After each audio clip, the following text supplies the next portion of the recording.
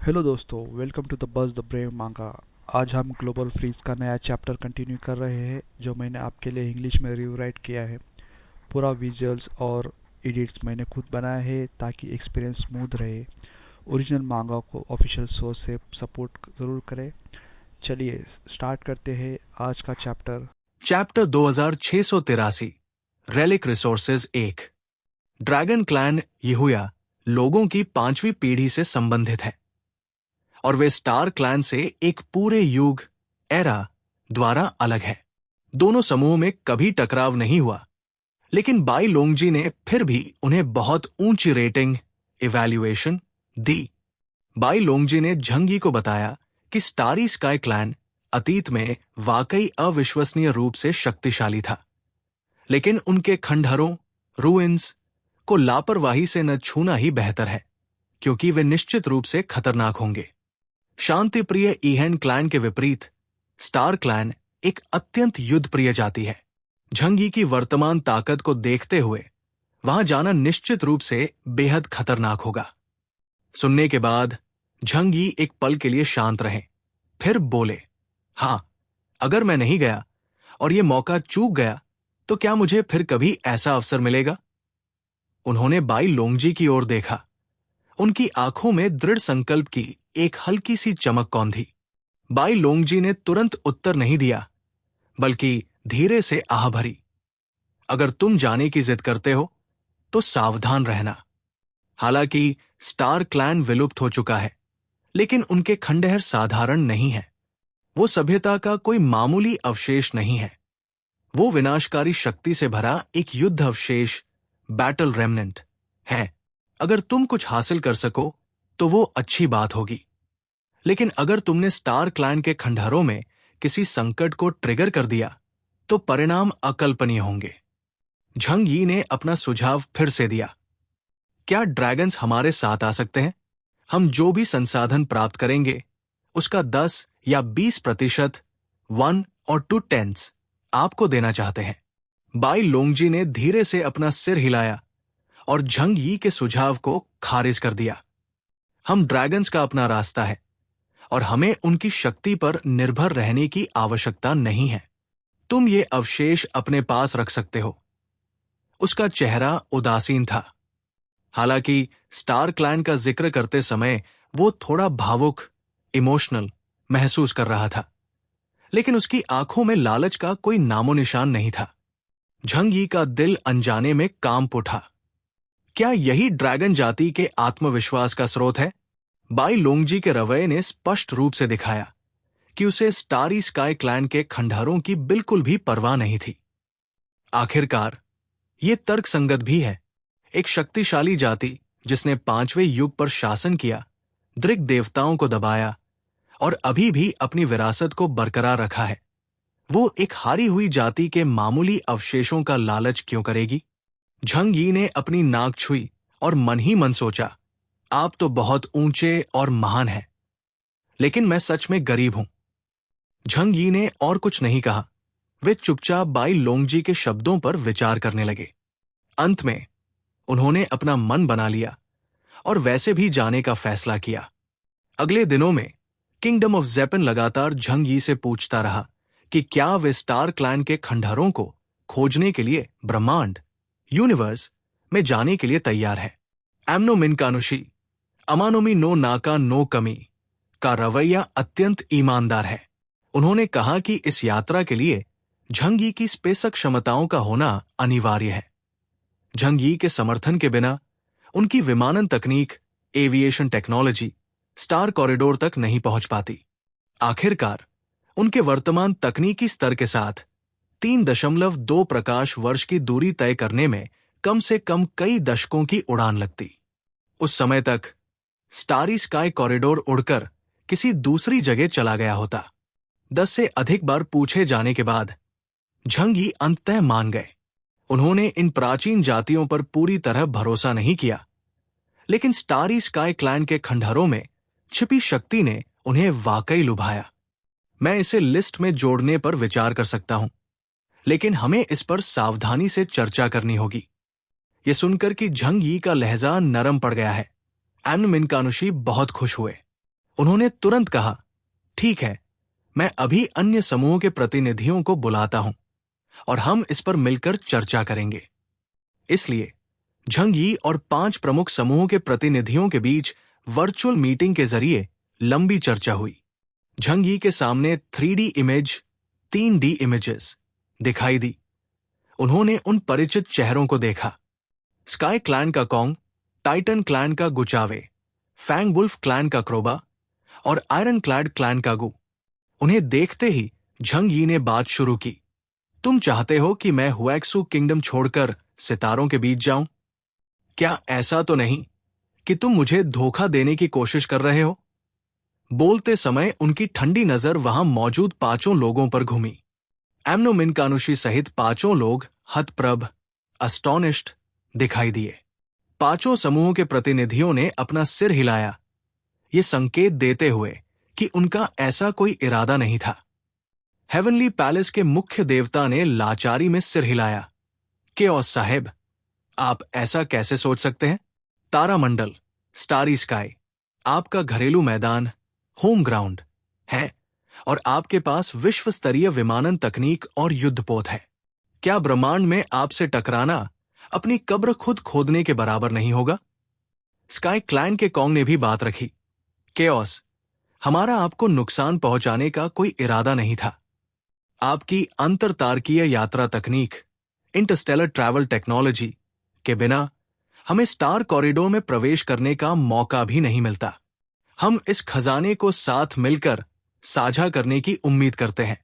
गुशन, Guzzi की आवाज बगल से आई, यह आपकी वजह से है झंगी कि हम स्पेस जंप करने वाली स्पेसशिप बनाने में सक्षम हो पाए। आपके बिना हम इतनी लंबी दूरी तय ही नहीं कर पाते। फैंग वुल्फ क्लैन के क्रोबा ने भी कहा, हमारा आपके प्रति बिल्कुल भी बुरा इरादा नहीं है। अगर हम आपके साथ कुछ गलत करते हैं तो हम खुद बड़ी मुसीबत में पड़ जाएंगे। उस समय कोई भी बच नहीं पाएगा। इन बातों को सुनने के बाद झंग यी को इन जातियों के असली इरादे और भी स्पष्ट रूप से समझ आ गए। भले ही वे इतने मिलनसार, फ्रेंडली दिख रहे थे, लेकिन वे सतर्क रहे, ये सबसे अच्छा होगा। उन्होंने उन लोगों की बातें सुनी, लेकिन पूरी तरह से उन पर विश्वास नहीं किया। हालांकि झंग यी को यह बात थोड़ी अविश्वसनीय लगी कि उनके पास शक्तिशाली अंतरिक्ष यात्रा की क्षमता नहीं है, क्योंकि वे दुनिया के करोड़ों लोगों के बीच छिपे हुए हैं। उन्हें अपनी आबादी के प्रतिबंधों के अलावा जमीन के खिसकने, शेल मूवमेंट और अन्य समूहों के आक्रमणों जैसे संकटों से लगातार बचना पड़ता है। तकनीकी प्रगति हासिल करना लगभग असंभव है। व्यक्ति निश्चित रूप से भटकेगा ही, भले ही उनके पास कभी अविश्वसनीय रूप से शानदार सभ्यता रही हो। लेकिन करोड़ों वर्षों की सुषुप्तावस्था, डोमेंसी के बाद उनकी अंतरतारकीय यात्रा तकनीक बहुत पहले ही गिर चुकी है। फिर झंग यी ने अपनी मांग रखी। उस स्थिति में चलिए सहयोग के विशिष्ट विवरणों पर बात करते हैं। स्टारी स्काई कॉरिडोर में हमें जो भी मिले उसका 30% मुझे मिलना चाहिए। जैसे ही झंग यी ने स्टारी स्काई कॉरिडोर जाने की सहमति दी, 5 जातियों के प्रतिनिधियों की आंखें चमक उठीं। लेकिन यह सुनकर कि वे मुनाफे का 30% मांग रहे हैं, इस अपमानजनक मांग ने सबके चेहरे के भाव थोड़े अजीब कर दिए। 30% बहुत ज्यादा है, गुशन ने भारी आवाज में कहा। यह मेरे लिए स्वीकार करना मुश्किल है। झंग यी हल्के से मुस्कुराए, अपने हाथ फैलाए और बोले, मेरी विमानन तकनीक के बिना आप वहां पहुंच ही नहीं पाएंगे, है ना? एमनो मिनकानुशी ने भौहें सिकोड़ी, बिना मेरे तारा निर्देशांकों, कोऑर्डिनेट्स के आप स्टार कॉरिडोर की सटीक स्थिति और प्रवेश द्वार नहीं ढूंढ पाएंगे। क्या ऐसा नहीं है? एक गर्मा गर्म बहस के बाद 5 समूह अंततः झंग यी की मांग पर सहमत हो गए और उन्हें मुनाफे का 25% देने का फैसला किया। समूह ने सहयोग के विवरणों को अंतिम रूप दिया और 3 दिनों में प्रस्थान करने पर सहमति व्यक्त की। सभी शांत रहे और किसी को भी बाहरी दुनिया को कोई जानकारी देने की अनुमति नहीं दी गई। 3D video communication, 3D video communication समाप्त करने के बाद झंग यी आलस से सोफे पर पीछे झुक गए।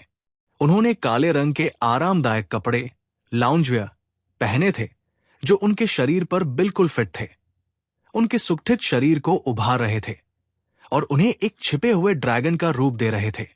वे इतनी आसानी से मान गए, मुझे विश्वास ही नहीं होता कि वहां कोई जाल, ट्रैप नहीं है।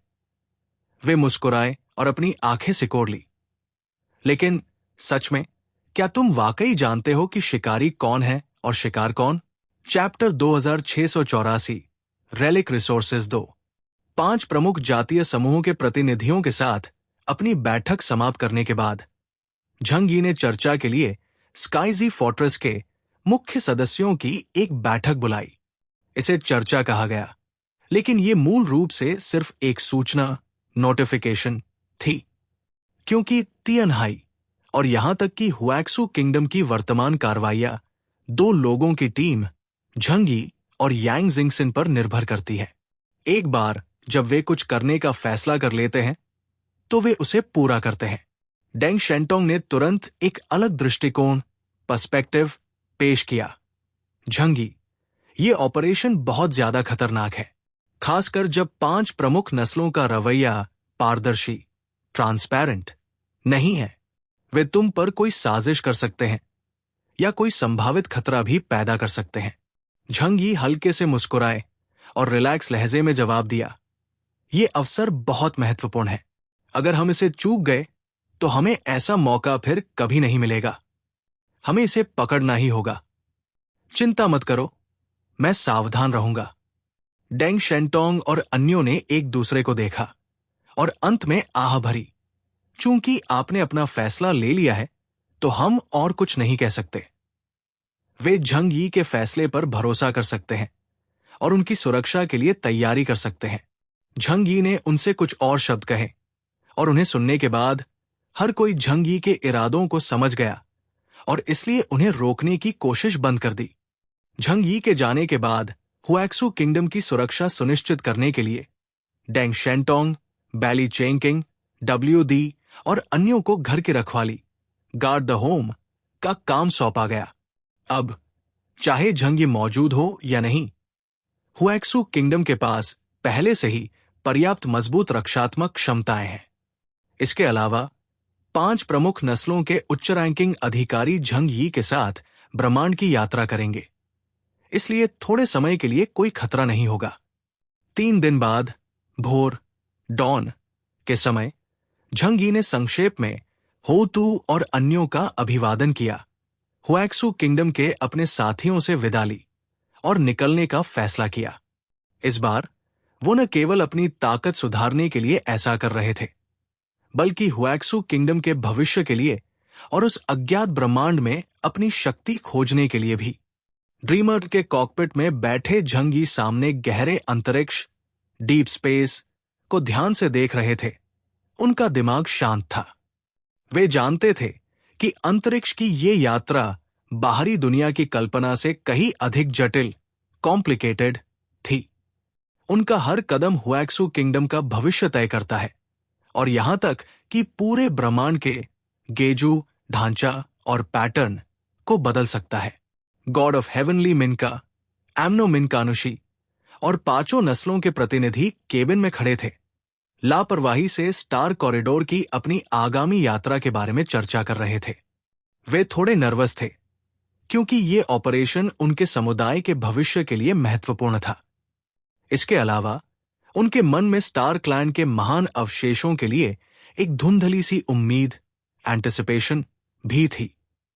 भले ही उन्हें पता है कि यह खतरनाक है, लेकिन क्या होगा अगर वहां खजाना मिल जाए? झंग यी मंगल से आए थे और अपने साथ ढेर सारे संसाधन और उन्नत तकनीक लाए थे। उन्होंने इसे अपनी आंखों से देखा था। वे ईर्ष्या, एनवियस कैसे न करते? ड्रीमर स्पेसशिप सौर मंडल, सोलर सिस्टम छोड़कर ब्रह्मांड की विशाल और असीम गहराइयों में प्रवेश कर चुकी है। 5 नस्लों की स्पेसशिप छोटे उपग्रहों, सैटेलाइट्स की तरह ड्रीमर के इर्द गिर्द मंडरा रही है। ड्रीमर की तुलना में उनका आकार, रूप और तकनीक बिल्कुल नगण्य, इनसिग्निफिकेंट है। झंग यी के ड्रीमर की तुलना में पांचों नस्लों के जहाज इस सुनसान ब्रह्मांड में भटकते हुए लावारिस मलबे, अबैंडन्ड रैकेज की तरह लग रहे थे। लू केरन, लू रैन ड्राइवर की सीट से इसके मूवमेंट को कंट्रोल कर रही थी। स्पेस जंप टेक्नोलॉजी को ड्रीमर स्पेसशिप में शामिल कर लिया गया है। स्पेस को फोल्ड करके जंप करने से कोई भी प्रकाश की गति, स्पीड ऑफ लाइट से भी तेज विस्थापन, डिस्प्लेसमेंट प्राप्त कर सकता है। इसका तरीका एक एक करके स्थानिक चैनल, स्पेशल चैनल्स खोलना और फिर स्पेस में नोड्स को पार करना है। इस प्रोजेक्ट का तकनीकी मार्गदर्शन स्वाभाविक रूप से झंगी द्वारा यह जनजाति के इंजीनियरों की सहायता से प्रदान किया गया था। 2 महीने तेजी से बीत गए और ड्रीमर उन्हें सौर मंडल से दूर गहरे ब्रह्मांड में ले गई। झंगी ने अपनी सतर्कता कम नहीं की। इसके विपरीत वे पहले से कहीं अधिक सावधान थे। हालांकि पांचों नस्लों के नेता सतह पर उनके साथ मैत्रीपूर्ण संबंध बनाए हुए थे, लेकिन वे अपने दिल में जानते थे कि उनके इरादे सरल नहीं थे। झंगी जानते थे कि उनकी शक्ति किसी साम्राज्य, मिंग डायनेस्टी की नींव हिलाने के लिए पर्याप्त थी। लेकिन यह मिशन अलग है। उन्हें सावधान रहना होगा, खासकर पांचों नस्लों के सूक्ष्म रवैये, सटल एटीट्यूड्स को देखते हुए।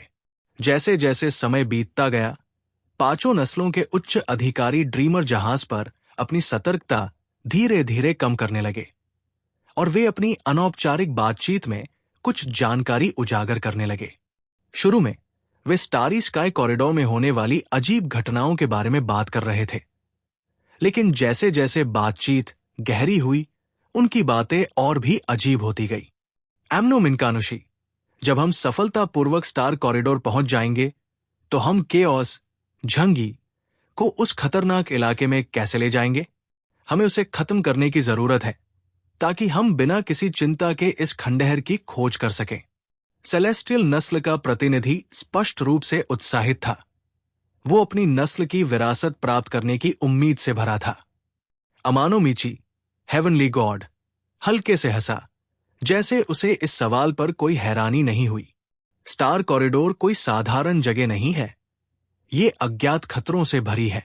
वो गॉड लेवल हस्ती जो नया ब्रह्मांड खोलने की कोशिश में विफल रही, उसके मन में न केवल भारी आक्रोश है, बल्कि अनगिनत अनसुलझे रहस्य भी है। भले ही हम उस क्षेत्र में प्रवेश कर सकें, लेकिन शायद हम सुरक्षित रूप से विरासत, इनहेरिटेंस प्राप्त न कर पाए। जहां तक केओस की बात है, हालांकि वो इतना शक्तिशाली नहीं है कि उससे डरा जाए, लेकिन उसे मारना शायद कोई आसान काम नहीं होगा। यह सुनकर कॉन्ग, सेलेस्टियल प्रतिनिधि, ने थोड़ी भौहें सिकोड़ी। अगर हम उसे सिर्फ खतरे वाले जोन में नहीं ले गए, तो क्या इतने अच्छे मौके की बर्बादी नहीं होगी? स्टारी स्काई कॉरिडोर वाकई खतरों से भरा है और हम आपको सावधानी से आगे बढ़ने की सलाह देते हैं। एम्नो मिनकानुशी का लहजा थोड़ा सतर्क था। वो जगह खतरनाक है और यह निश्चित रूप से ऐसी चीज नहीं है जिसे हमारे स्तर का कोई प्राणी आसानी से छू सके। हम हल्के में जोखिम नहीं ले सकते। हमें सावधान रहना होगा। यहां तक कि केओस भी उस क्षेत्र में जीवित नहीं बच पाएगा। 6 स्पेसशिप अंधेरे और सुनसान ब्रह्मांड में यात्रा कर रहे हैं। वे हर दिन जानकारी का आदान प्रदान करते थे। 5 प्राचीन जातियों के युद्धपोतों पर नाइट लेवल योद्धाओं के अलावा विशिष्ट योद्धाओं, एलीट वॉरियर्स का एक समूह भी सवार था। वे इस ऑपरेशन के लिए अच्छी तरह तैयार थे ताकि झंगी का पूरी तरह सफाया सुनिश्चित किया जा सके। 5 युद्धपोत ड्रीमर को घेरे हुए थे, उसे खतरनाक तरीके से घूर रहे थे। 2 और महीने बीत गए और ड्रीमर अंततः उन्हें स्टार कॉरिडोर के करीब ले आई। जब वो विशाल ब्लैक होल जैसी वस्तु दिखाई दी, तो सबकी सांसें थम गई और वे उसे एकटक देखने लगे। किसी भी ज्ञात ब्रह्मांडीय घटना के विपरीत स्टारी स्काई कॉरिडोर एक नीली ब्रह्मांडीय चमक, कॉस्मिक ग्लो से घिरा हुआ है, जो सब कुछ निगल जाने वाली खाई, अबिस जैसा दिखता है। ये एक तरफ से आसपास के खगोलीय पिंडों को निगल जाता है, जबकि दूसरी तरफ ये एक अंतहीन शून्य, वॉइड जैसा लगता है, जिसकी मंजिल का अंदाजा नहीं लगाया जा सकता। झंग यी की आंखें तेज थी। वे जानते थे कि इन सभी सुंदर और अद्भुत दिखने वाले नजारों के पीछे एक घातक जाल, डेडली ट्रैप, छिपा था। पांचों नस्लों ने उत्साहित भाव दिखाए। उनकी आंखें लालच से चमक रही थी। एम्नो मिनकानुशी ने झंग यी से कहा, यही स्टार कॉरिडोर है। हम आखिरकार पहुंच गए हैं और जल्द ही हमें स्टार क्लैन की विरासत मिलेगी। Chapter 2685 what I saw 1। जैसे ही बेड़े, फ्लीट की रफ्तार कम हुई, तारों भरा आसमान अब वो पुराना जाना पहचाना काला पर्दा नहीं रह गया था। सामने का पूरा ब्रह्मांड ऐसा लग रहा था मानो किसी अदृश्य हाथ ने उसे अंदर से खोखला कर दिया हो, जिससे शून्य की गहराइयों में एक विशाल भंवर, वॉर्टेक्स, बन गया था। वो चीज उस अनंत अंधेरे में चुपचाप लटकी थी, फिर भी सबकी नजरों में पूरी तरह समाई हुई थी। हालांकि वो खगोलीय पिंड, सेलेस्टियल बॉडी, किसी सामान्य खगोलीय पिंड की सोच से कहीं बड़ा था। ये आकाशगंगाओं, गैलेक्सीज में फैली एक आभा, हेलो की तरह था, या एक मुड़ी हुई लूप वाली ब्रह्मांडीय नदी की तरह, जिसका मुख्य भाग एक डरावने नीले काले रंग का था। उस पिंड का बाहरी किनारा रोशनी की परतों से घिरा हुआ था, जैसे अनगिनत आकाशगंगाओं को एक मोटी रस्सी में मरोड़ दिया गया हो, जो ब्रह्मांड का गला घोंट रही हो। ड्रीमर का ब्रिज बिल्कुल शांत था। भले ही उन्होंने ग्रहों के युद्ध क्षेत्र, दृक दैत्य की सीलबंद धरती और इहेन जाति के अंतरिक्ष शहर देखे थे, लेकिन इस चीज का सामना करते समय वे खुद को बहुत छोटा, इनसिग्निफिकेंट महसूस करने से नहीं रोक सके। इसके सामने तो सूरज भी अपनी चमक खो देता है।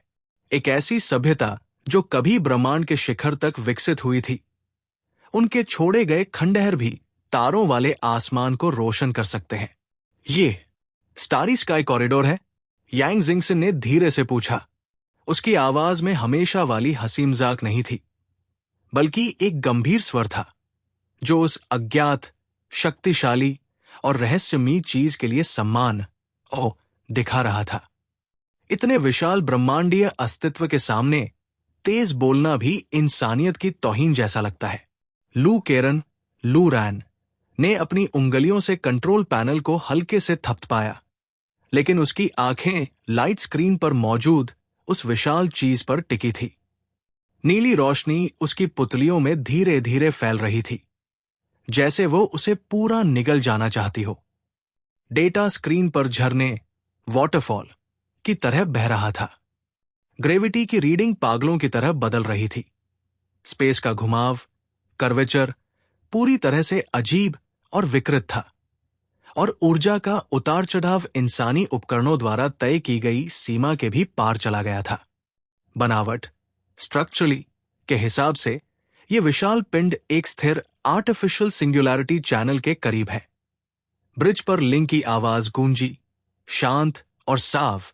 यह प्राकृतिक आकार का ब्लैक होल नहीं है, बल्कि किसी सभ्यता द्वारा ब्रह्मांड के ढांचे में बेरमी से तराशा गया एक रास्ता है। इस स्टारी कॉरिडोर के अंत में शायद कोई दूसरा ब्रह्मांड जुड़ा हो। वे शून्य, नो यूनिवर्स से परे जाकर अन्य समानांतर ब्रह्मांडों, पैरेलल यूनिवर्सिस की यात्रा करते हैं, निर्माता, क्रिएटर द्वारा दिए गए भाग्य से बचने की कोशिश में। 2 अरब साल पहले एक शानदार सभ्यता वाकई इस मुकाम तक पहुंच गई थी। झंगी कप्तान की कुर्सी पर पीछे झुक गए। उनकी नजर होलोग्राफिक स्क्रीन को पार करते हुए उस रास्ते का जायजा ले रही थी जो आसमान में फैला हुआ था। उनकी आंखें पूरी तरह खुली थी, जिसमें वो नीला खगोलीय पिंड चमक रहा था, जो एक ब्रह्मांडीय भंवर जैसा था। भाग्य से परे जाना, भले ही मैं हार जाऊं, फिर भी मैं महान हूं। स्टार कॉरिडोर का एक सिरा आसपास के खगोलीय पिंडों को पागलों की तरह निगल रहा था। दूर जो तारे पहले स्थिर थे, उन्हें खींचकर रोशनी की पतली लकीरों में बदल दिया गया था, जैसे सुनहरे बाल नोचे जा रहे हों, और फिर वे अंत में गहरे नीले शून्य में गायब हो रहे थे। लेकिन इसके दूसरे सिरे पर जिस रास्ते की ओर ये ले जाता है वो पूरी तरह छिपा हुआ है। वो अंधेरा जहां रोशनी भी ठहरने से मना कर देती है। स्टारी स्काई कॉरिडोर की ओर, तियनहाई के दाईं ओर, एक पुराने लेकिन शानदार डिजाइन वाला युद्धपोत धीरे धीरे पास आया। जहाज के आगे के हिस्से बो पर जेपिन कबीले के अधिकार का प्रतीक बना हुआ है। एम्नो मिनकानुशी अपने ब्रिज पर खड़ा है। उसका चेहरा लाइट स्क्रीन के करीब है और उसकी आंखों में जैसे जुनून की आग बह रही है। हम आखिरकार पहुंच गए। उसकी आवाज एक एन्क्रिप्टेड चैनल के जरिए ड्रीमर तक पहुंची। उसकी दबी हुई उत्तेजना साफ सुनी जा सकती थी। विमानन कांच, एविएशन ग्लास के जरिए वो सैकड़ों किलोमीटर दूर ड्रीमर को देख सकता था, जो उनके जहाज से 10 गुना बड़ा था। एम्नो मिनकानुशी की आंखों में सिर्फ गुणा भाग कैलकुलेशन चल रहा था। एक बार जब आप स्टारी स्काई कॉरिडोर के अंदर चले जाते हैं तो वो उसका घरेलू मैदान, होम टर्फ बन जाता है, क्योंकि उनके पास कहीं ज्यादा जानकारी, इंटेलिजेंस थी जो उन्होंने झंगी या अन्य 4 प्राचीन सभ्यताओं के साथ साझा नहीं की थी।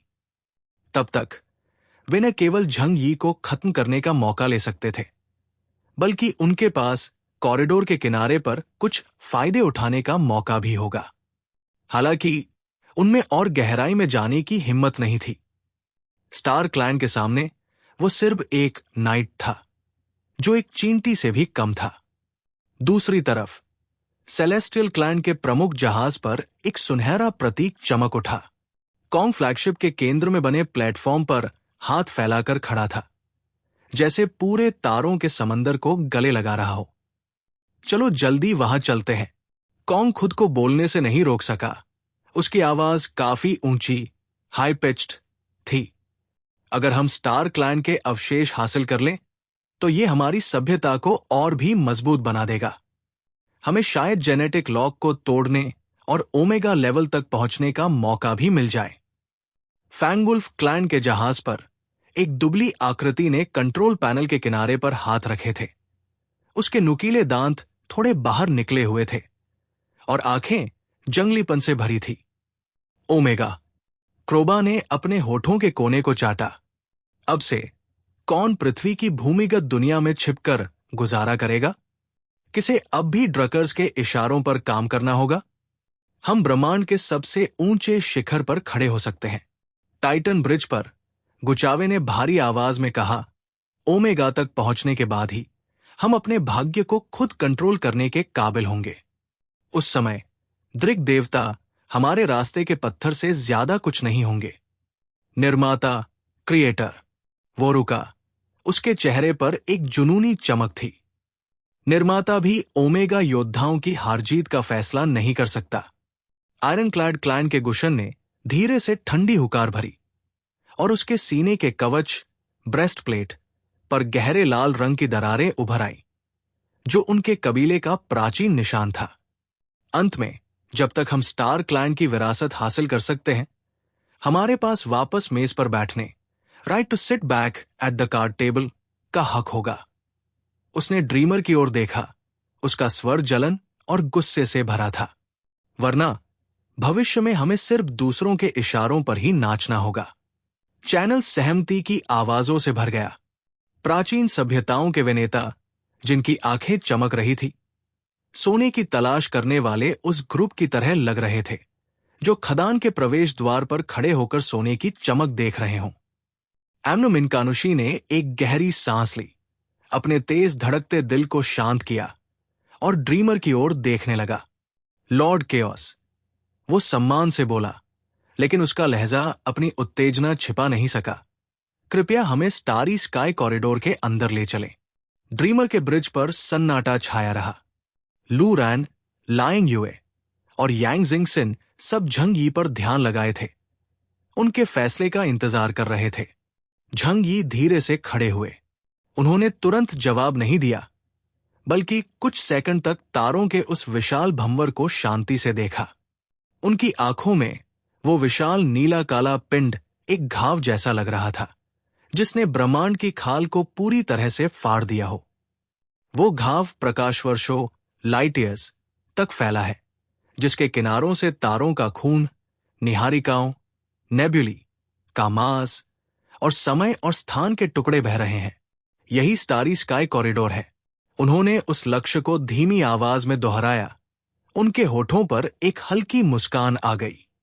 वो मुस्कान हल्की थी, फिर भी ब्रह्मांडीय विकिरण, कॉस्मिक रेडिएशन जैसी ठंडी थी।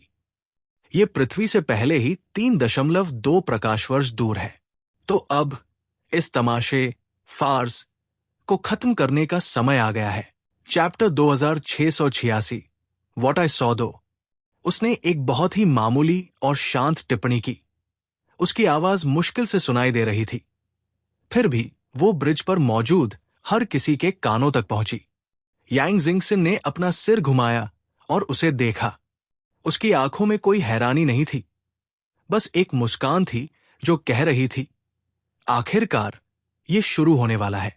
लू केरन ने धीरे से सांस छोड़ी और अपनी हथेली को मेन कंट्रोल पैनल के एनर्जी इंटरफेस पर रखा। उसकी कलाई से एक सिल्वरी व्हाइट मैकेनिकल स्ट्रक्चर निकला, जिसने तुरंत ड्रीमर के पूरे न्यूक्लियर पावर सिस्टम के साथ कनेक्शन बना लिया। Main gun charging circuit preheat हो चुका है, उसने धीमी आवाज में रिपोर्ट दी।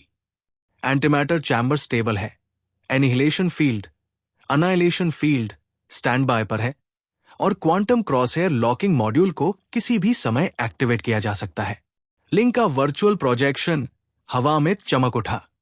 उसकी आकृति अनगिनत नीले लाइट पॉइंट से बनी लग रही थी और उसकी आंखें ठंडी डेटा ड्रिवन लाइट से चमक रही थी। एक बार जब एंटीमैटर स्टार डिस्ट्रॉयर पूरी पावर से फायर करेगा, तो इसकी ट्रैजेक्टरी स्टार कॉरिडोर के ग्रेविटेशनल फील्ड की वजह से थोड़ी खिंच जाएगी, जिसके लिए कई रियल टाइम करेक्शंस की जरूरत होगी। हिट रेट 99.7% होने की उम्मीद है। झंग यी ने सिर हिलाया। उसने होलोग्राफिक प्रोजेक्शन में 5 चमकते हुए वारशिप्स की ओर देखा। सेलेस्टियल क्लैन का फ्लैगशिप पूरी तरह से गोल्ड और व्हाइट है, जिसके बाहर प्राचीन रिलीफ और डिवाइन पैटर्न्स खुदे हुए हैं, जो ब्रह्मांड में तैरते हुए एक मंदिर जैसा दिखता है। ज़ेपिन किंगडम के वारशिप्स की लाइनें राउंडेड हैं और उनके हल्स पानी जैसी नीली एनर्जी शील्ड की एक चिपचिपी परत से ढके हुए हैं, जो गहरे समुद्र में तैरती एक विशाल व्हेल की तरह दिखते हैं। फैंगवुल्फ क्लैन का वारशिप एक स्टील की पहाड़ी पर दुबके हुए खूंखार जानवर जैसा लग रहा था, जिसका आगे का हिस्सा भेड़िए के सिर के आकार का था, जो मैकेनिकल और स्केलेटल आर्किटेक्चर का एक हाइब्रिड था। टाइटन वारशिप्स रफ और विशाल थे, जिसकी हर आर्मर प्लेट धातु की चट्टान के एक ब्लॉक जैसी लग रही थी। आयरनक्लैड क्लैन के वारशिप्स विशाल धातु के ताबूतों, कॉफिन्स जैसे लग रहे थे, खामोश, भारी और एयरटाइट। पांचों वारशिप्स धीरे धीरे अपनी फॉर्मेशन एडजस्ट कर रहे थे, स्टार कॉरिडोर के करीब पहुंचने की कोशिश में। उन्होंने ड्रीमर को फॉर्मेशन के सेंटर में रखा था, जैसे उसे जबरदस्ती आगे खींच रहे हों। पांचों ग्रुप्स की नजरों में झंग यी अब चॉपिंग बोर्ड पर रखी मछली की तरह था। यहां स्पेस जंप करने के बाद उन्हें अब दिखावा करने की भी जरूरत नहीं थी। झंग यी चाहे कितना भी स्ट्रांग हो, वो उनके 5 जातियों के गठबंधन के खिलाफ जाने की हिम्मत नहीं कर सकता था। वे कैंग्योन क्लैन की तकनीकी शक्ति से अच्छी तरह वाकिफ थे। ये वाकई बहुत पावरफुल थी, लेकिन करोड़ों वर्षों में ये पुरानी और आउटडेटेड हो गई थी। ड्रीमर, जो कैंग्योन क्लैन द्वारा बनाया गया वारशिप था, उनकी उम्मीदों के मुताबिक ही था और कोई बड़ी हलचल पैदा नहीं कर सकता था। क्योस साहब, चलिए जल्दी वहां चलते हैं। एमनो मिनकानुशी की आवाज में थोड़ी जल्दबाजी थी, जैसे वो झंग यी को खाई में धकेलना चाहता हो। चलिए मिलकर स्टार क्लैन के खजाने पर कब्जा करते हैं। ठीक है, झंग यी मुस्कुराया और धीरे से बोलना शुरू किया। एक पल में ऐसा लगा जैसे पूरे ड्रीमर का स्विच ऑन कर दिया गया हो। जहाज की मूल कोमल सिल्वरी व्हाइट चमक तुरंत गायब हो गई और उसकी जगह एक गहरी, लगभग काली मैटेलिक चमक ने ले ली। जहाज की लाइंस बदल गई और एनर्जी पैटर्न्स जो आर्मर के जोड़ों में छिपे थे, चमक उठे जो आग की बहती हुई नसों की तरह फैल गए। ब्रिज पर मोटे आर्मर स्केल्स धीरे धीरे खुले और उसमें से एक विशाल सर्कुलर टरेट ऊपर उठा। यह पारंपरिक अर्थों में कोई कैनन बैरल नहीं था। यह रिंग्स की एक सीरीज थी जो अंदर की ओर संकरी होती जा रही थी। रिंग स्ट्रक्चर के बिल्कुल सेंटर में घोर अंधेरा था। उस काले रंग में कोई रिफ्लेक्शन नहीं था, जैसे शून्यता, नथिंगनेस का एक टुकड़ा उसमें भर दिया गया हो। एंटीमैटर प्लैनेट डिस्ट्रॉयर, प्रीचार्जिंग शुरू करें। लू केरन की आवाज थोड़ी सख्त हुई, लेकिन उसने अपने उत्साह को दबा लिया। ड्रीमर के चारों ओर की एनर्जी शील्ड सिकुड़ने लगी और पूरा डिफेंसिव फील्ड टरेट की ओर फोकस हो गया। सभी फालतू सिस्टम्स बंद कर दिए गए, लाइटिंग मध्यम हो गई और ब्रिज की लाइटें रेड कॉम्बैट मोड में स्विच हो गई। पांचों वारशिप्स में से किसी ने आखिरकार नोटिस किया कि कुछ गलत है। वो क्या है?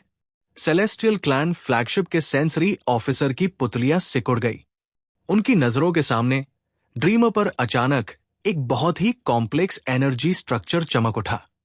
क्या ये कोई ultra high density energy focusing device है?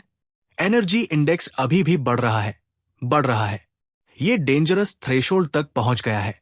वे क्या करने की कोशिश कर रहे हैं? सेलेस्टियल वॉरियर की आवाज कांप रही थी। उनके सिस्टम्स इसे कैटेगराइज करने की कोशिश कर रहे थे, लेकिन बार बार एरर आ रहा था। Database limit exceeded. केओस साहेब, आप क्या कर रहे हैं? सेलेस्टियल मेंबर ने पब्लिक चैनल खोला। उसका लहजा थोड़ा बेचैन था। ड्रीमर के ब्रिज पर झंग यी ने धीरे से अपना सिर झुकाया और पास के टैक्टिकल कंसोल को देखा। उसने अपनी उंगली से एक टैप किया और एक डॉटेड लाइन सेलेस्टियल कबीले के फ्लैगशिप पर जाकर रुकी। हम क्या कर रहे हैं? जाहिर है हम कुछ मजेदार करने जा रहे हैं, लू केरन ने तुरंत जवाब दिया। Quantum crosshair calibrated. Target celestial flagship. Armour material holy radiance metal composite plate. Main defensive force field high level holy light shield. Expected duration antimatter ray के सीधे प्रहार पर 0.02 सेकंड से भी कम। बहुत अच्छे। हालांकि इस गन को वार्म अप टाइम चाहिए, लेकिन उनके पास ब्रह्मांड में भागने के लिए कई जगह नहीं है ना? झंग यी ने धीमी आवाज में कहा। उसने चमकते हुए सुनहरे वारशिप की ओर देखा।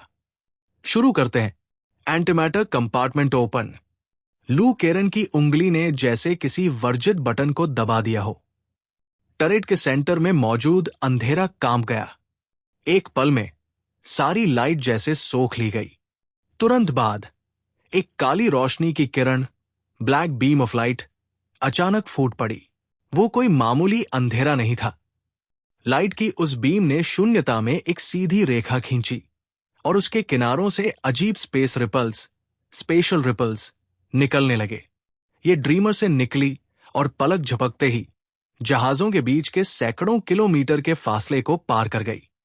सेलेस्टियल फ्लैगशिप को अपना डिफेंसिव फील्ड अपग्रेड करने का समय भी नहीं मिला और काली रोशनी ने उसकी शील्ड को चीर दिया। सुनहरी होली लाइट शील्ड एक सेकंड के लिए टिमटिमाई और पूरी तरह ढह गई। एक पल में काली रोशनी जहाज के हल के अंदर घुस गई। बाहर से ये ऐसा लग रहा था जैसे जहाज पर मुट्ठी के बराबर एक छोटा सा ब्लैक होल हो। उसके चारों ओर का आर्मर उड़ा नहीं, वो बस चुपचाप गायब हो गया, जैसे उसका अस्तित्व ही न रहा हो। फिर इम्प्लोशन हुआ। पूरा वारशिप जैसे एक पल के लिए पॉज हो गया। फिर छेद से एक विशाल काला बुलबुला अचानक बाहर निकला। उसी पल सुनहरे सफेद हल पर हर जगह दरारें पड़ गई। एनर्जी चैनल्स फट गए और जहाज उस दिशा में ढहने लगा जहां से काली रोशनी मारी गई थी। कैसा लगा कमेंट में ज़रूर बताएं। अगर आप मांगा स्टोरीज एंजॉय करते हैं तो वीडियो को लाइक करें और बस द ब्रेव मांगा को सब्सक्राइब करना मत भूलिए। मिलते हैं नेक्स्ट चैप्टर में। Thank you.